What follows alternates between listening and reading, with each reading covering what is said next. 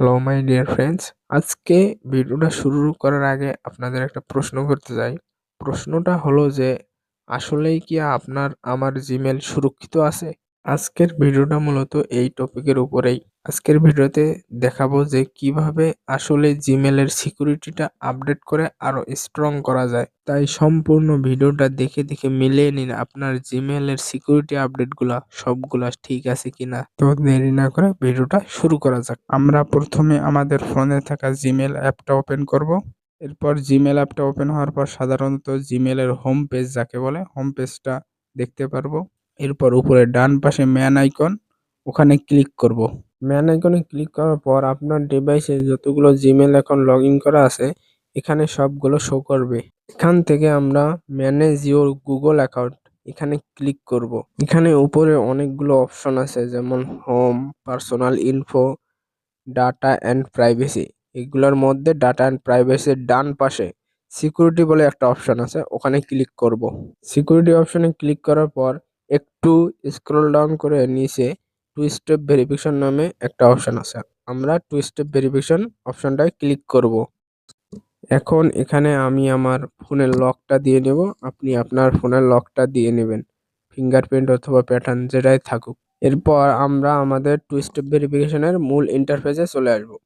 এখানে লেখা আছে turn on two step verification, তার মানে আমাদের টু স্টেপ ভেরিফিকেশন বর্তমানে অফ আছে। অন করার জন্য উপরে লেখা আছে অ্যাড ইওর ফোন নাম্বার, এখানে আমরা অ্যাড ইওর ফোন নাম্বার এই অপশনটায় ক্লিক করব। এখন এখানে আমাদের ফোন নাম্বারটা দেওয়ার আগে অবশ্যই আমাদের কান্ট্রিটা সিলেক্ট করে নেওয়া লাগবে।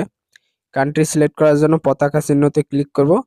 ক্লিক করে আমরা আমাদের কান্ট্রি অর্থাৎ বাংলাদেশ সিলেক্ট করব। কান্ট্রি সিলেক্ট করার পর আমি আমার ফোন নাম্বারটা দিয়ে নিলাম, আপনি আপনার ফোন নাম্বারটা দিয়ে নিচে নেক্সট অপশন আছে, নেক্সট অপশনে ক্লিক করব। নেক্সট অপশনে ক্লিক করার পর আমরা একটু আগে যে ফোন নাম্বারটা দিলাম ওই ফোন নাম্বারের এসএমএস এ একটা কোড আসবে গুগলের পক্ষ থেকে। কোডটা কপি করে আমরা আমাদের ফাঁকা করে বসিয়ে দেব।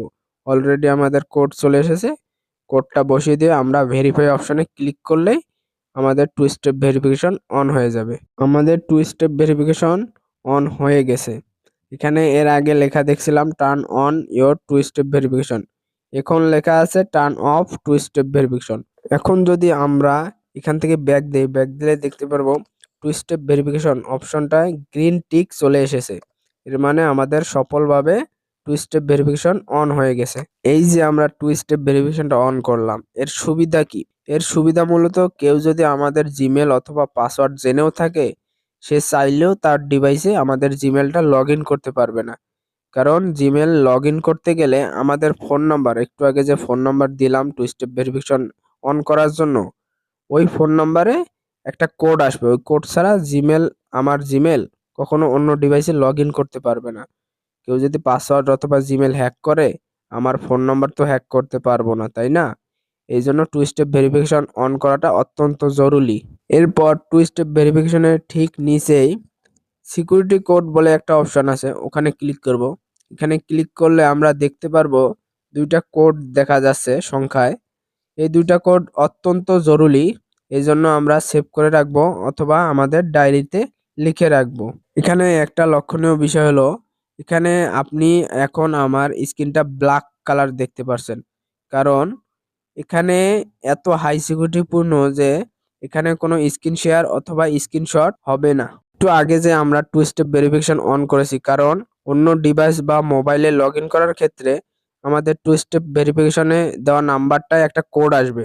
কোডটা দেওয়ার মাধ্যমে আমরা অন্য ডিভাইস বা অন্য মোবাইলে লগ ইন করতে পারবো। অনেক সময় হয় কি, নেট জনিত সমস্যা অথবা সার্ভার জনিত সমস্যার কারণে ওই কোডটা আসে না অথবা আসতে লেট হয়। এজন্যই আমরা যখন তখন এই দুইটা কোডের মধ্যে একটা কোড ব্যবহার করে যখন তখন লগ ইন করতে পারি আমাদের অন্য ডিভাইসে। এই জন্যই বলেছিলাম যে এই দুইটা কোড অত্যন্ত জরুরি। এরপর আমাদের নেক্সট অপশন হলো পাসওয়ার্ড। পাসওয়ার্ডটা মূলত আমাদের স্ট্রং দিতে হবে। বড় হাতের অক্ষর, ছোট হাতের অক্ষর, সংখ্যা অথবা কোনো চিহ্ন, যেমন প্রশ্নবোধক, আশ্চর্যবোধক, এগুলা চিহ্ন মিলিয়ে দিলে আমাদের পাসওয়ার্ডটা অনেক স্ট্রং হবে, কেউ সহজেই ক্র্যাক করতে পারবে না। এখানে এর পরের অপশন হলো রিকভারি ফোন।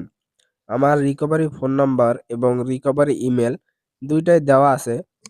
তবে এখানে আমি আপনাদের রিকভারি ফোন এবং রিকভারি ইমেল দেওয়ার প্রসেসগুলো বলে দেই। প্রথমে রিকভারি ফোন এই অপশনটা ক্লিক করবেন। ক্লিক করার পর সেম টু সেম 2 স্টেপ ভেরিফিকেশনের মতোই। প্রথমে কান্ট্রি সিলেক্ট করবেন। কান্ট্রি সিলেক্ট করার পর ফোন নাম্বারটা দিবেন। ফোন নাম্বারটা দেওয়ার পর নিচে নেক্সট অপশনে ক্লিক করবেন। নেক্সট অপশনে ক্লিক করার পর একটা কোড যাবে। যে নাম্বার দিবেন ওই নাম্বারে একটা কোড যাবে। কোডটা কপি করে এনে ফাঁকা করে বসিয়ে ভেরিফাই অপশনে ক্লিক করলেই রিকভারি ফোন নাম্বার ভেরিফাই হয়ে যাবে। এরপর রিকভারি ইমেলে ক্লিক করব। ক্লিক করার পর একটা রিকভারি ইমেল দেব। এরপর দেখব যে রিকভারি ইমেলের অ্যাড্রেস আসলে ঠিক আছে কিনা, সঠিক আছে কিনা। সঠিক থাকলে নেক্সট অপশনে ক্লিক করব।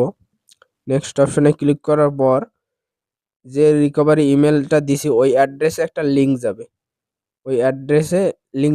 ওই রিকভারি ইমেলে ইনবক্সে যাব। ইনবক্সে গিয়ে ওই লিঙ্কে ক্লিক করলেই আমাদের রিকভারি ইমেলটা 100% ভেরিফাই হয়ে যাবে।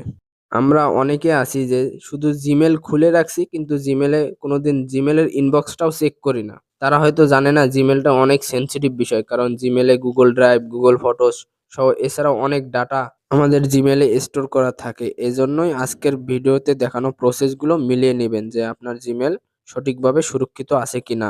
যাই হোক, আজকের ভিডিওটা আর বেশি লং করব না। আজকে অনেক ঠান্ডা লাগছে, গলার অবস্থাও ভালো না। তাও আপনারা কমেন্টে বলে যাবেন ভিডিওটা কেমন লাগলো। তো ভালো থাকবেন, ভালো রাখবেন।